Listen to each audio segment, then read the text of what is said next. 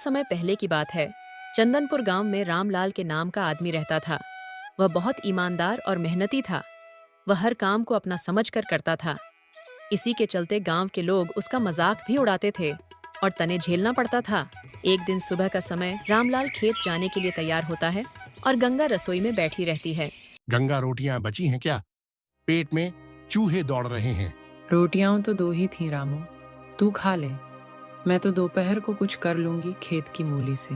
नहीं गंगा, तू भी खा ले, एक एक बांट लेते हैं।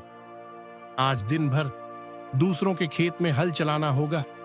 क्या पता मालिक एक ही थाली खिचड़ी देगा, वह भी ठंडी। गंगा आंखों में आंसू लिए, रामू, जब तू ऐसे बोलता है ना, मेरी आत्मा कांप जाती है। कितने साल हो गए तुझे दूसरों के खेत जोतते हुए, कभी अपने नाम का एक कट्ठा भी न हो पाया। क्या करें गंगा, किस्मत भी जैसे बंजर खेत हो गई है। न बरसात में बरसती है, न जीवन में सुख। तू ही तो मेरा सुख है रामू। जब तुझे देखती हूँ थका हुआ, तो मन करता है भगवान से लड़ जाऊं, पूछूं कि इतने सीधे आदमी के साथ इतना अन्याय क्यों? सीधा आदमी अब इस दुनिया में मजाक बन चुका है। गंगा मालिक ने कहा, रामू, तू तो जानवरों से भी सस्ता मजदूर है। सिर्फ एक थाली में पूरा दिन चला देता है और हंस पड़ा सबके सामने। उसका दिल तो पत्थर है रामू, लेकिन भगवान देख रहा है। देखना, एक दिन ऐसा आएगा जब तू दूसरों के खेत नहीं, अपना खेत जोतेगा और मैं अपने हाथों से तुझे घी छुपड़ी रोटी खिलाऊंगी। अरे भाग्य में लिखा होता तो अब तक मिल ही जाता। अब तो बस तेरा साथ है गंगा, यही बहुत है। जब तू साथ है तो भूख भी कम लगती है और गरीबी भी कम लगती है। जब तक मेरी सांसें हैं, तुझसे पहले कभी रोटी नहीं खाऊंगी, चाहे कुछ भी हो जाए। अब मजाक बहुत हो गया गंगा, मेरे को काम पर निकलना है। अगर टाइम से नहीं पहुंचे तो मालिक भड़क जाएंगे। गंगा धीरे से सिर हिलाती है। रामलाल बाहर चला जाता है और गंगा की आंखें दरवाजे पर टिकी रहती हैं, जैसे हर रोज की तरह आज भी कोई अनकहा डर उसे रोक रहा हो। खेत में धूप तेज है। रामलाल पसीने से तरबतर मिट्टी में झुका हुआ निराई कर रहा है। इसी वक्त मालिक तेज कदमों से आते हैं और गुस्से में चिल्लाते हुए कह उठते, रामलाल, तू इतना देर से आएगा तो काम कैसे चलेगा? जा, किसी और के यहाँ काम ढूंढ ले। रामलाल चौंक कर सिर झुकाता है, मिट्टी झाड़ता है, फिर बिना कुछ बोले धीरे धीरे अपने थैले की ओर बढ़ जाता है। दोपहर की तपती गर्मी। रामलाल धीरे धीरे थका हुआ धूल में सना अपने घर लौटता है। दरवाजा खोलते ही गंगा चौंक जाती है, क्योंकि आज वो वक्त से पहले लौट आया है। अरे रामू, तू अभी क्यों आ गया? सब ठीक तो है? रामलाल थैला एक कोने में रखकर चुपचाप चौकी पर बैठ जाता है। पसीना पोंछता है, लेकिन चेहरे पर एक थकावट से ज्यादा बेबसी है। क्या हुआ रामू, कुछ तो बोल। मालिक ने निकाल दिया। गंगा बोले, जा, किसी और के यहाँ काम ढूंढ ले। बस देरी हो गई थी थोड़ी। तो क्या हुआ? एक दरवाजा बंद हुआ है, दूसरा खुलेगा। तू हार मत रामू। देख, जब खेत सूखे थे तब भी हम दोनों जिए थे ना। जिया तो था गंगा, पर अब उम्र भी थक गई है। रोज लड़ते लड़ते अब हिम्मत जवाब दे रही है। तू हिम्मत हार गया तो फिर मेरी उम्मीद किससे होगी रामू? चल अंदर चल, मैं तेरे लिए गुड़ की चाय बना देती हूँ और फिर बैठकर सोचेंगे अगला काम कहाँ मिलेगा। फिर दोनों बैठकर चाय पीने लगते हैं। अगली सुबह जब दूसरे मलिक के यहाँ काम करते धूप तेज है, रामू खेत में हल चला रहा है। मालिक दूर से देख रहा है। पास में गंगा तीर पर बैठी है, अपने पल्लू से रामू के लिए पानी का लोटा पकड़े। रामू, तू तो सच में धरती को माँ समझ के जोतता है। तेरे जैसे मजदूर तो अब मिलते नहीं। मालिक, ये मिट्टी ही तो हमारी रोटी की उम्मीद है। जो इससे प्यार नहीं करेगा वो भूखा ही रहेगा। तेरी मेहनत देख रहा हूँ, कई महीनों से सोच रहा हूँ गांव के बाहर जो बंजर जमीन पड़ी है उस पर तुझे कुछ काम करने दूं। आधा हिस्सा तेरा, आधा मेरा। क्या कहता है? मालिक, क्या आप मजाक कर रहे हैं? मैं तो मजदूर हूँ, जमीन का सपना भी नहीं देखता था। सपने उन्हीं के पूरे होते हैं जो लगातार ईमानदारी के साथ मेहनत करते हैं। सोच ले, ये तेरा मौका है। मालिक ये कहकर वहां से चले जाते हैं। देखा, मैंने कहा था ना, भगवान देख रहा है। अब हम भी अपने खेत में हल चलाएंगे और वो भी तेरा खुद का फसल होगा। कुछ महीने बीत जाने के बाद जमीन हरी हो गई है। कुछ आम के नन्हे पौधे लग चुके हैं। गंगा पौधों को पानी दे रही है। रामू फावड़ा लेकर खेत तैयार कर रहा है। ये आम के पेड़ नहीं गंगा, ये हमारी उम्मीदें हैं।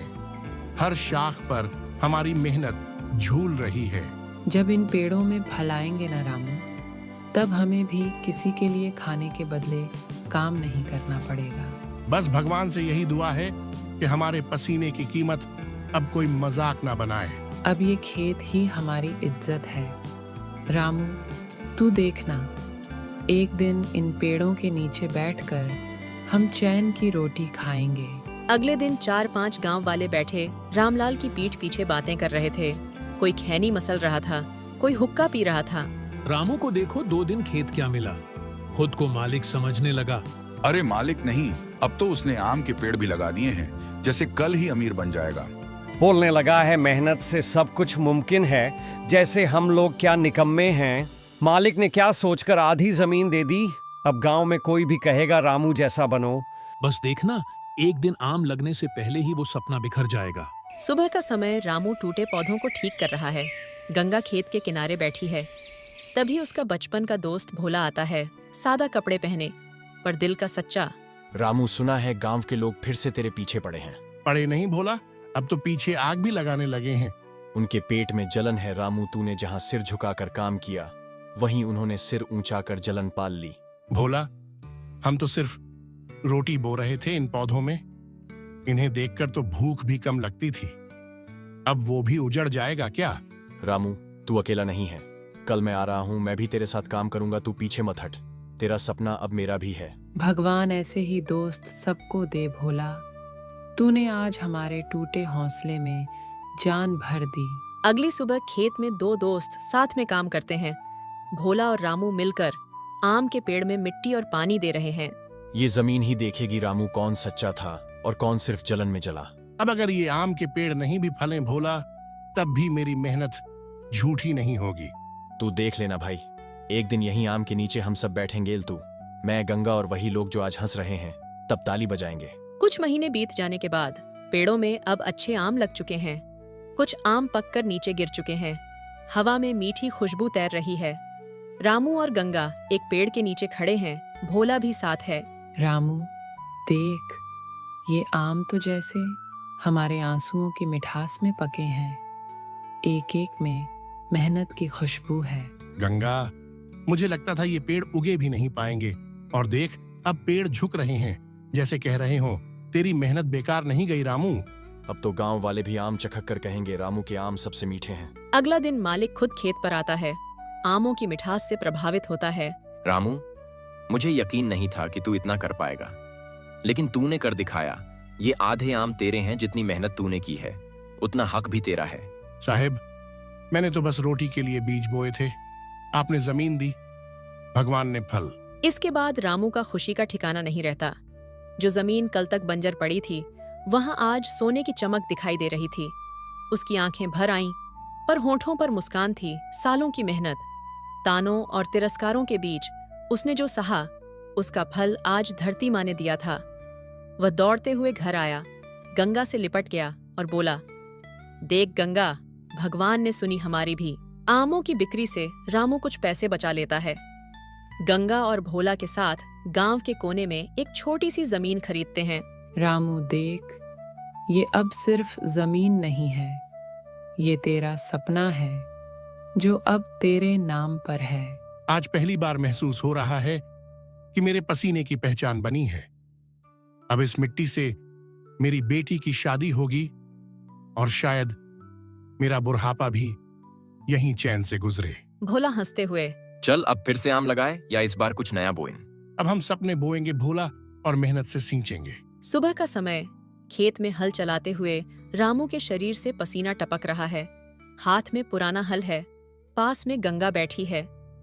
खेत में नन्हे आम के पौधे हवा में हिल रहे हैं। रामू, ये हल चलाते वक्त जो तेरी आंखों में चमक दिखती है ना, वो किसी राजा के ताज में नहीं होती। गंगा, जब बीज में उम्मीद बोता हूँ तो दिल को लगता है इस बार मिट्टी मेरा साथ जरूर देगी। गांव के नुक्कड़ पर कुछ लोग बैठकर फिर रामू की बुराई कर रहे हैं। कुछ जलन भरे लहजे में बातें कर रहे हैं। ओ भी एक कट्ठा जमीन खरीदकर अपने आप को 30 मार खा समझने लगा। अरे भाई, अगले साल बोलेगा रामलाल आम वाला, जैसे किसी राजा का नाम हो।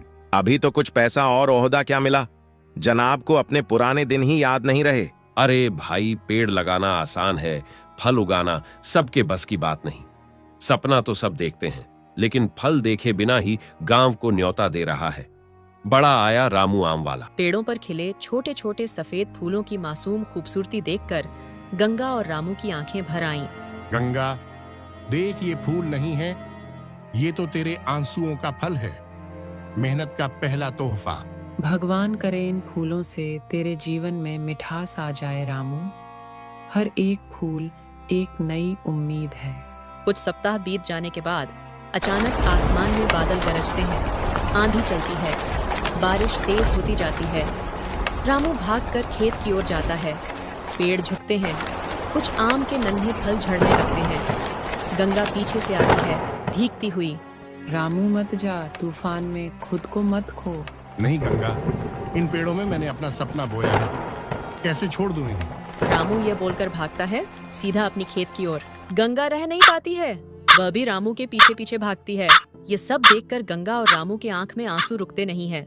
गंगा, फूल झड़ गए, फल टूट गए, शायद भगवान को मेरा सपना भारी लग गया। नहीं रामू, ये बचे हुए आम भगवान की तरफ से तुझ पर भरोसे का संकेत है। तू फिर से अपने बगीचे को हरा भरा करेगा। अगली सुबह खेत में कुछ आम अब भी बचे हुए हैं। सूरज निकल चुका है। बचा हुआ पेड़ मुस्कुरा रहा है, जैसे कह रहा हो अभी सब कुछ खत्म नहीं हुआ है। तभी भोला खेत पर आता है, रामू के पास। रामू, भगवान ने तुझे पूरी तरह से नहीं तोड़ा। कुछ आम अब भी तेरे साथ हैं। अब इन्हीं से तू फिर खड़ा होगा। भोला, तूफान ने मेरी मेहनत छीनी है, हौसला नहीं। अब जो आम बचे हैं उन्हें मैं सोना बना दूंगा। उम्मीद तो वहीं होती है जहां दिल अब भी धड़क रहा हो, और तेरे जैसा मेहनती आदमी तो फिर से पूरे आम के बाग उगा देगा भैया। रात का सन्नाटा है, हल्की हल्की हवा चल रही है। दूर कहीं कुत्तों के भौंकने की आवाज। खेत के पास कुछ साए चुपचाप घूम रहे हैं, हाथों में कुल्हाड़ियां हैं। आज नहीं काटे तो कल ये आम सबको दिखाएगा, चलो जल्दी करो। कुल्हाड़ी चलती है, एक एक कर पेड़ गिरते हैं। गिरे हुए अध पके आम जमीन पर बिखर जाते हैं, जैसे किसी माँ की कोख उजड़ गई हो। और उन लोगों की हंसी उस अंधेरे में गूंजती है। अब तो देख बेटा रामू, अपने आप को होशियार समझ रहा था, तेरी होशियारी गई। सुबह की हल्की रोशनी में रामलाल जैसे ही खेत की ओर आते हैं, चेहरे पर उम्मीदें सजी होती हैं। हाथ में पानी की बाल्टी और कंधे पर गमछा। आज आम जरा अच्छे दिखेंगे। गंगा कह रही थी कल वो सबसे बड़ा वाला आम पकने ही वाला है। जैसे ही खेत के पास आ जाता है, उसकी चाल धीमी पड़ जाती है, आंखें चौड़ी हो जाती हैं और बाल्टी उसके हाथ से छूटकर जमीन पर गिर जाती है। ये क्या हो गया? ये सब देखने से पहले मैं अंधा क्यों नहीं हो गया? वहां पर जमीन पर कटे हुए पेड़, टूटे हुए तनों की गंध और बिखरे हुए अधपके आम, जिन पर ओस की बूंदें नहीं मानो आंसू हों। हे भगवान, किसका गुनाह किया था मैंने? क्यों काट डाले मेरे सपने? ये तो मेरे बच्चों जैसे थे। उसकी आंखों से आंसू बहते हैं, गला रुंध जाता है। वो फूट फूट कर रो पड़ता है। गंगा, गंगा आ जा रे, सब लुट गया। गंगा, सब उजड़ गया। गंगा भागती हुई आती है। उसके पीछे चंदू भी आता है। रामलाल जमीन पर बैठा है, जैसे पूरी कायनात उसके पैरों के नीचे से खिसक गई हो। रामू, कौन करेगा ऐसा? किसे इतनी जलन थी हमारी मेहनत से? वो वही गांव के लोग हैं जो नहीं चाहते थे कि एक गरीब अपने दम पर कुछ बना सके। इतना आसान था मेरे सपनों को काट देना। क्या एक आम का पेड़ भी नहीं लगा सकता गरीब? रामू, तो हार मत मान, हम लोग फिर से मेहनत करेंगे। गांव वाले जले तो क्या हुआ, भगवान हमारे साथ है। कुछ सप्ताह बीत जाने के बाद घर के बाहर बैठा रामलाल आम के टूटे खेत की ओर नजर गड़ाए हुए है। गंगा अंदर बेटी को तैयार कर रही है। गांव के एक प्रतिष्ठित परिवार के लोग लड़की देखने आने वाले हैं। रामू, जरा देख तो कैसी लग रही है हमारी बेटिया। राजकुमारी लग रही है, बस भगवान करें आज बात बन जाए। थोड़ी देर बाद ससुराल वाले आते हैं। बातचीत होती है, चाय नमकीन चलता है। लड़की की सुंदरता और शालीनता की तारीफ होती है। बेटी तो बहुत संस्कारी है, बस एक बात पूछनी थी, दहेज में क्या सोच रखा है आपने? देखिए समधी जी, हमारे पास दौलत भले ना हो, लेकिन हमारी बेटी ईमानदार है, पढ़ी लिखी है, सुंदर है और मेहनती भी है। उसने कभी किसी बात की शिकायत नहीं की। जितना सी दुनिया देखी है उतने में ही उसने अपने ख्वाबों को सजा लिया है। हम गरीब हैं, पर बेटी को ऐसे संस्कार दिए हैं कि वो जहां भी जाएगी वहां इज्जत और अपनापन छोड़ आएगी। समधी जी, बिना कुछ लिए हम समाज में क्या मुंह दिखाएंगे? थोड़ा बहुत तो देना ही चाहिए। माफ कीजिएगा, हम अपनी बेटी को बोझ बनाकर नहीं देंगे, ना ही सौदा करेंगे। सन्नाटा छा जाता है। थोड़ी देर बाद वो लोग बिना कुछ बोले उठ जाते हैं। गंगा और रामू की आंखें बुझ जाती हैं। कुछ दिन बाद दूसरा रिश्ता आते हैं।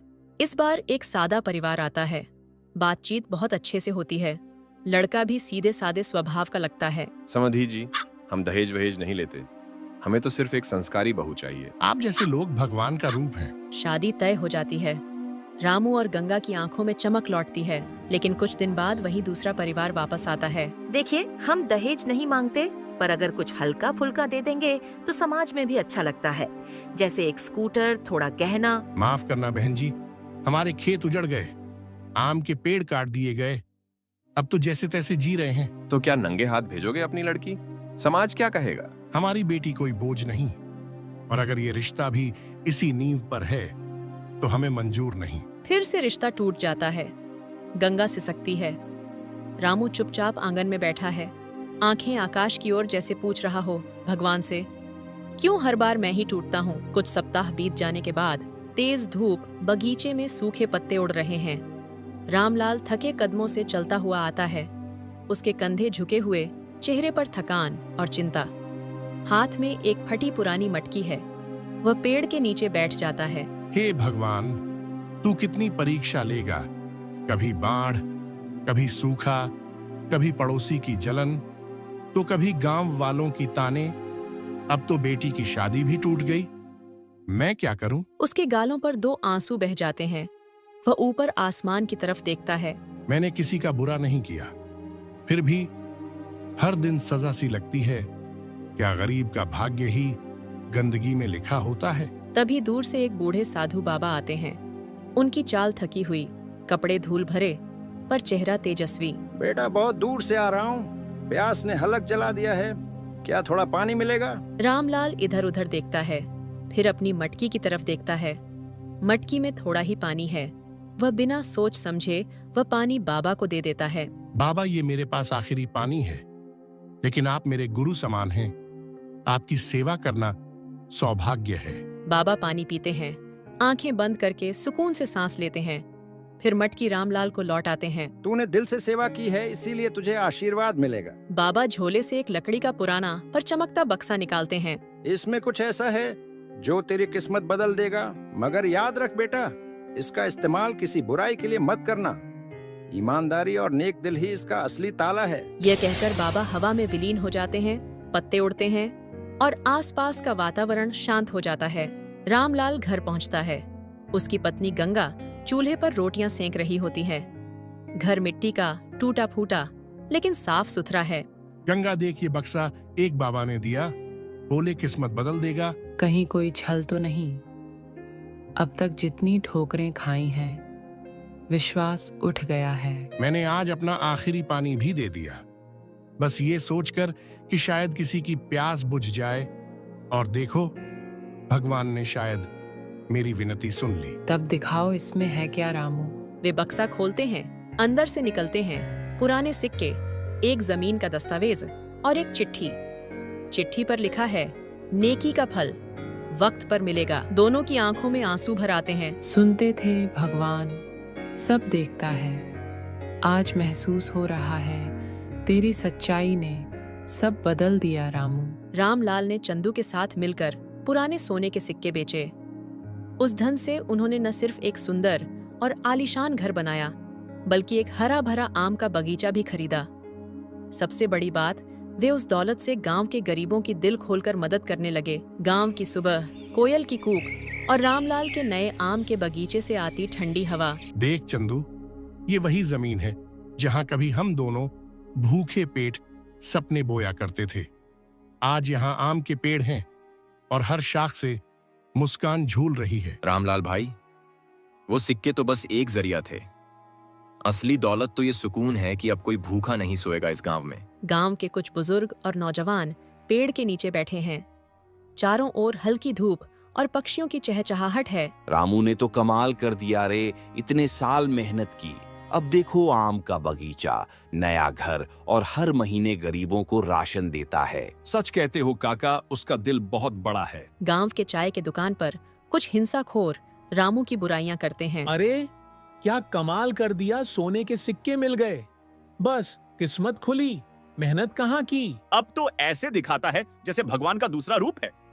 कुछ थोड़ा धन आ गए क्या? अपने आप को मददगार समझने लगा है। ऐसा धन जैसे आते हैं वैसे ही चले जाते हैं, ये कोई काम के नहीं होता। कुछ लोग मिठाई लेकर रामू से मिलने आते हैं। बेटा, जो तू कर रहा है वो आज के जमाने में कोई नहीं करता।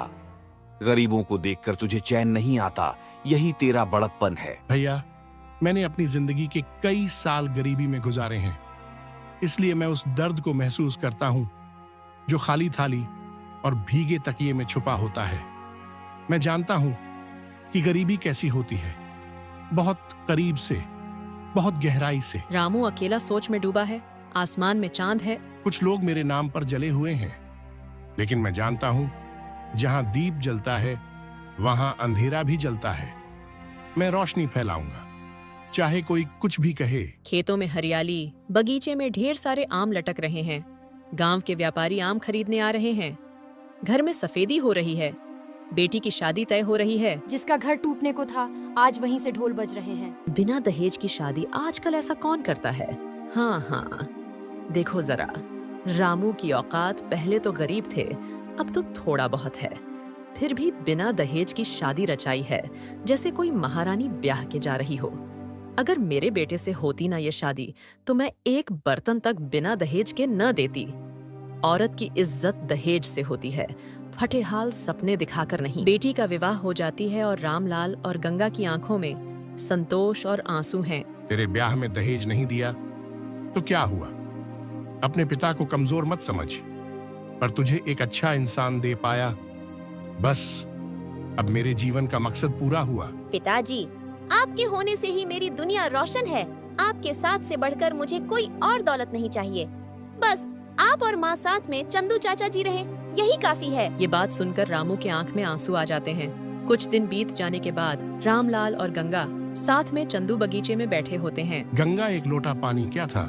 शायद मेरी सच्चाई की आखिरी बूंद थी, जिसे भगवान ने पहचान लिया। जो दूसरे को कुछ दिल खोल कर देते हैं, भगवान उसे बहुत बहुत देते हैं। चंदू मुस्कुराते हुए बोलता है, कभी किसी भूखे की थाली भर के देख, कभी किसी प्यासे को पानी देकर मुस्कुराहट चुरा कर देख। तेरा दिल बोलेगा यही असली दौलत है जो देता है दिल खोलकर। उसे कमी कभी नहीं होती, क्योंकि देने वाले के दर पर ऊपर वाला भी झोली भरता है। जो दूसरों को दिल खोलकर देता है, भगवान उसे बहुत बहुत देता है। प्यासे को पानी देना छोटा काम लग सकता है, लेकिन अगर दिल से किया जाए तो वो ही बन जाता है भगवान की परीक्षा। रामलाल ने परीक्षा पास की और जीवन ने उसे इनाम दे दिया। बेटी की मुस्कान, बगीचे की हरियाली और घर की रोशनी। अगर साथ में चंदू जैसा दोस्त मिल जाए, न जलन से न हिंसा से दहेज, ये तो इंसानियत पर लगा एक धब्बा है। किसी की बेटी को खरीदने का सौदा नहीं है निकाह। धर्मों में कहता है बेटी रहमत होती है, बोझ नहीं, और तुम हो कि उसे बोझ समझकर दाम मांगते हो। शर्म आनी चाहिए ऐसे रिवाजों पर जिनमें औरत की इज्जत पैसों के तराजू पर तौली जाती है। इसीलिए समाज से दहेज हटाओ और बेटी बचाओ। याद रखो, नेकी का फल देर से मिलता है, पर जब मिलता है तो हर दुख मिटा देता है। जो अच्छा करेगा वो बक्सा उसे जरूर मिलेगा। कभी किसी साधु के हाथों, कभी किसी अनजानी दुआ में रामू की तरह जो भी इंसान ईमानदारी से मेहनत करता है, भले ही उसे शुरुआत में थकावट, ताने या तंगहाली मिले, पर वक्त एक दिन जरूर बदलता है। याद रखो दोस्तों, झूठ और शॉर्टकट से मिली सफलता थोड़ी देर की होती है, लेकिन मेहनत और सच्चाई से मिली सफलता उम्र भर साथ निभाती है। अगर आज तुम खेत, दुकान, स्कूल या किसी भी जगह पर सच्चाई से लगे हो, तो समझो कल तुम्हारा है। सीख मिली तो बात बन गई, हंसी आई तो जान में जान गई। रामू की मेहनत ने ये सिखाया है, सच्चाई का फल देर से पर मीठा आता है। ईमानदारी की राह कठिन सही, मगर सच्ची होती है। जो मेहनत से नाता रखे, उसकी तकदीर अच्छी होती है। हर रात के बाद सुबह होती है। यही तो जमाने की रीत है। ईमानदार मेहनत करने वालों को मिलती सबसे मीठी जीत है। आप कौन सा रास्ता चुनना चाहते हैं, कमेंट में जरूर लिखें। साथ ही हमारे चैनल रश्मि टून्स को सब्सक्राइब एवं लाइक करें।